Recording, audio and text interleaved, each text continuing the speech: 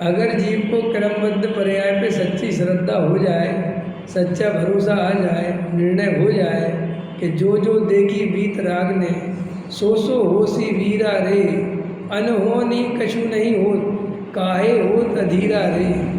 ये बात अगर हमारे प्राणों को अंदर तक स्वीकार हो जाए, श्रद्धा तक स्वीकार हो जाए, वचनों में स्वीकार होना, मन में स्वीकार होना, समझ में आया? मन वचन काय है ना, तीन चीज़ें, मन वचन काय। इनकी स्वीकृति वास्तविक स्वीकृति नहीं है, क्योंकि मन जो है वो भी पुद्गल है, शरीर है वो भी पुद्गल है, और वाणी है, वचन है वो भी पुद्गल है। मन में आपको थोड़ी क्रमबद्ध पर्याय सुनी, हाँ सही कह रहे भैया, सही कह रहे, सब कुछ निश्चित है, कोई किसी का करता धरता नहीं है, फालतू में अपन तो परेशान होते हैं। ये तुमने मन में थोड़ी देर के लिए कोई तुम्हारे अनुकूल परिणमन नहीं हुआ, तुम्हारे कोई मन की बात नहीं हुई, तो मन ने दूसरा स्टेटमेंट भेज दिया कि सब कुछ निश्चित है, और तुम थोड़ी देर के लिए शांत हो गए और फिर अपने कामों में लग गए। इससे क्रमबद्ध पर्याय की श्रद्धा नहीं हो जाएगी, इससे कोई सच्चे सर्वज्ञ की श्रद्धा नहीं हो जाएगी। जब रात और दिन सर्वज्ञ भगवान का स्वरूप विचार करके, आत्म स्वरूप का विचार करे, 6 द्रव्यों का विचार करे, उनके द्रव्य गुण पर्याय, प्रत्येक द्रव्य का परिणमन, पुण्य पाप, अनुकूलता प्रतिकूलता, सुख दुख, नहीं समझ में आया? राग द्वेष कसाय ज्ञान स्वभाव, संसार का स्वरूप, संसार के दुख, सब कुछ, 4 गतियों का परिभ्रमण, आत्मा की शक्तियाँ, आत्मा में पाए जाने वाले सामान्य गुण विशेष गुण, उन सबका स्वरूप अपने ज्ञान में ले और बारंबार उनका चिंतन करे, और गहराई से संसार से दुखों से भयभीत हो, वो जीव श्रद्धा तक क्रमबद्ध पर्याय को पहुंचा पाता है। ऐसे ऊपर ऊपर उथली उथली बातें कर ली और सब कुछ निश्चित है, सब कुछ निश्चित है, और ये समझ लो तुमने एक प्रकार का टाइम पास मोहरा बना लिया।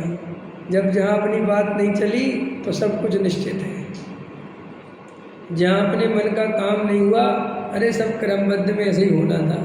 ये कोई दमदार श्रद्धा नहीं है, और इस श्रद्धा से कोई सुख मुख मिलने वाला नहीं है। क्रमबद्ध की श्रद्धा तो ऐसी चाहिए जब बहुत अनुकूल परिणमन हो रहा हो, बहुत पुण्य का उदय चल रहा हो, तो भी उसमें रंच मात्र तुम्हारा कर्तृत्व नहीं आया कि मेरे करने से हो रहा है, खूब बढ़िया व्यापार चल रहा है, ऐसा भाव नहीं आना चाहिए कि मैंने बुद्धि लगाई, मैंने दिमाग लगाया, इसलिए ये चल रहा है। तो सारे सब विकल्प तो आता है, विकल्प आता है, लेकिन वो श्रद्धा में नहीं आनी चाहिए बात। श्रद्धा में उसका निषेध आना चाहिए कि नहीं, मेरे करने से नहीं हुआ है, वो तो जो परिणमन होना था वो वैसा ही हुआ है। जैसे अब तुम उदयपुर जा रहे हो, तो तुम्हें क्या लगता है मैं जा रहा हूँ, हमने टिकट करा ली, हम चाहते तो नहीं जाते, ऐसा है ही नहीं। और अभी भी क्या पता जाना है कि नहीं, ट्रेन चूक जाए, लौट के आ जाओ। अब अपने पास सर्वज्ञ नहीं है ना, भाई एक्यूरेट बताते हैं कि तुम जा पाओगे कि नहीं जा पाओगे। तो जब वो बताते, उनके ज्ञान में झलकता तो निश्चित है कि नहीं, भाई तुम्हें अनिश्चित लग रहा है, क्योंकि तुम्हारा ज्ञान उस पर्यायों को देख नहीं पा रहा है। तुम्हारे ज्ञान की कमजोरी है ना, कि वो जैसे समझो इस दीवार के उस तरफ क्या है, कि तुम्हारा ज्ञान नहीं देख पा रहा, तो कुछ है कि नहीं, कि नहीं जा, हमें तो नहीं दिख रहा, तो हम तो नहीं मानते कि कुछ है। तो भैया तुम्हारे दिखने से थोड़ी चलता है। जब मैंने क्रमबद्ध पर्याय पढ़ी तब एक तर्क आया कि साहब जो पर्याय नहीं है उनको कैसे जान सकता है, ऐसा लगता है कि नहीं। तो भाई साहब यही तो केवल ज्ञान की विशेषता है, जो है उसे ही जाने, तो क्या विशेषता है, जो अभी हुआ नहीं समझ में आया। अरे लोक में भी तुम्हारा पंडित ज्योतिषी वर्तमान में कहे कि तुम 18 साल के हो, तुम 18 के हो ही, इसमें क्या दम है। वो कहे तुम काले हो तो तुम काले हो ही, जो जैसा वर्त, तो तुम क्या कहते भाई ये छोड़ो भविष्य का बता, तो वो कहे भविष्य का जब आए नहीं तो बता क्या दूँ, तो तू काहे का पंडित, लोग में भी है कि नहीं, कौन देगा उसे पैसे। तो सर्वज्ञ भगवान का ज्ञान इसलिए पूजनीय है कि वो उन पर्यायों को अभी से जान रहा है जो पर्याय अनंत काल बाद होने वाली है, ये उसकी विशेषता है। अब आप कहोगे ऐसा कैसे हो सकता है, तुम्हारे कहने से कुछ नहीं होता है, तुम इस संसार में क्या कुछ कहना है क्या? हाँ, यस अभ्यस पाप ये है। हाँ, उसमें हम जो है इतना पुरुषार्थ कर लें, कुछ कर लें, जो होने में होगा वो होगा। बराबर, ये बात मैंने श्रद्धा में ले ली। हाँ हाँ, लेकिन जो है मोक्ष मार्ग के लिए अपने आत्म कल्याण के लिए तो हमें अपने स्वभाव में लग के पुरुषार्थ करना पड़ेगा। हाँ बराबर। तो देखो ये निर्णय क्यों कराया कि ताकि तेरे कर्तृत्व का बोझ उतर जाए, जो यश अपयश के लिए तू मरा जाता है, पर पदार्थों के लिए मरा जाता है, तो तेरी चेतना की जो शक्ति है, जो तेरी सामर्थ्य है, जो तेरा पुरुषार्थ है, वो इनमें ही तो खर्च हो जाता है, और वहाँ होता जाता तो कुछ नहीं है, क्योंकि वे तो परद्रव्य हैं, उनके परिणाम तो सुनिश्चित है। भाई वस्तु का आप सिस्टम समझो, आप उसकी पूरी व्यवस्था समझो। व्यवस्था क्या है? आत्मा सिद्ध कैसे बन सकता है, ये अपन इस पर ही चर्चा चल रही ना अपनी। तो देखो भाई, आत्मा अनंत शक्तिमान द्रव्य है, इसमें कोई दिक्कत नहीं। आत्मा के सभी तरफ अपनी शक्तिमान है, और सभी द्रव्यों में अपने अपने अस्तित्व, वस्तुत्व, प्रमेयत्व, द्रव्यत्व, ये सब गुण पाए जाते हैं। सभी द्रव्य अपनी अपनी प्रयोजनभूत क्रिया करते हैं, कोई को किसी की जरूरत नहीं है, कोई किसी का कुछ करता धरता नहीं है। जीव का अपना स्वभाव है, पुद्गल का अपना है, धर्म अधर्म आकाश काल सबका अपना अपना स्वभाव है, और सब अपनी अपनी का योग्यता से परिणमन कर रहे हैं। अब जो जीव है इसमें जानने देखने की शक्ति है, और अनादि काल से इसको कर्म बंधन हुआ है।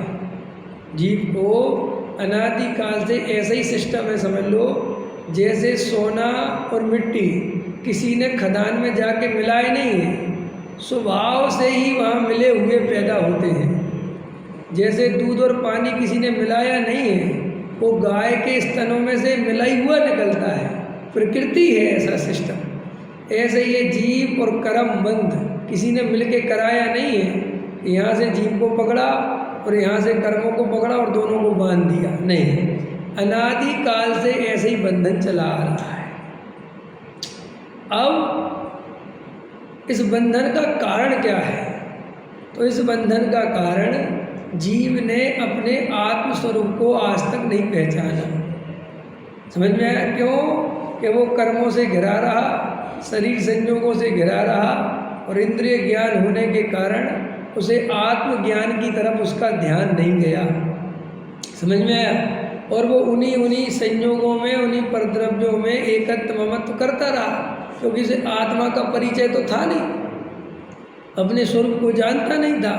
तो आत्मा में जो श्रद्धा ज्ञान दर्शन चारित्र गुण हैं, उनका परिणमन तो होता है, तो उनका परिणमन मिथ्यात रूप माने अज्ञान रूप, कसाय रूप, परद्रव्य की लीनता रूप होता रहा। इससे ये संसार चलता रहा। अब अपन ने पूछा, समझा कि भाई हमें ये दुख बहुत है, संसार महादुख है, हम बहुत कष्ट भोगते हैं, हम कैसे छूटे इन कष्टों से? तो उन्होंने कहा कि देखो भाई, तुम्हें शरीर और आत्मा को अलग अलग करना पड़ेगा, इनके स्वरूप को पहचानना पड़ेगा। वे हैं अलग अलग, लेकिन वो अभी मिले हुए दिखते हैं। जैसे कोई पारखी पुरुष सोने और मिट्टी के स्वभाव को जानता है, और इसी मिट्टी में सोना है, समझ में आया? इसी में। और अगर सोने को और मिट्टी को भी भर लो एक साथ, लेकिन इनको बाद में अलग करने की व्यवस्था है, तो बस सोना सोना अलग कर लेता है और मिट्टी अलग कर लेता है। ऐसे ही देह और आत्मा ये मिले हुए दिखाई देते हैं, लेकिन ये मिलते कभी नहीं, कभी अपने स्वभाव को नहीं छोड़ते। जीव कभी अपने ज्ञान दर्शन चारित्र को नहीं छोड़ता, और पुद्गल कभी अपने स्पर्श रस गंध वर्ण को नहीं छोड़ता। पुद्गल द्रव्य की सत्ता अलग है, जीव की सत्ता अलग है, दोनों न्यारे न्यारे हैं, लेकिन ये ज्ञान नहीं है। बस ये जब ज्ञान हुआ कि दोनों न्यारे न्यारे हैं, तो हम सबको ज्ञान तो हो गया। ज्ञान हुआ कि नहीं मास्टर जी? देह और आत्मा जुदे जुदे हैं तो ज्ञान हुआ कि नहीं हुआ? ज्ञान तो हो गया। तो अब ज्ञान हो गया तो अब आत्मलीनता क्यों नहीं होती, आत्मानुभूति क्यों नहीं होती? अब तुम्हारी समस्या ज्ञान की नहीं है, अब तुम्हारी समस्या श्रद्धा और चारण की है, समझ लो। ज्ञान तो हो गया। तो अब आचार्य कहते हैं कि वो जो ज्ञान हुआ ना, तो वो ज्ञान तुमने शास्त्रों से पढ़ के सुन सुन के कर तो लिया, लेकिन वो ज्ञान स्वयं के अनुभव से नहीं आ पाया। उस ज्ञान ने स्वयं डूब कर, स्वयं अंदर बैठकर देह और आत्मा का भेद ज्ञान नहीं किया।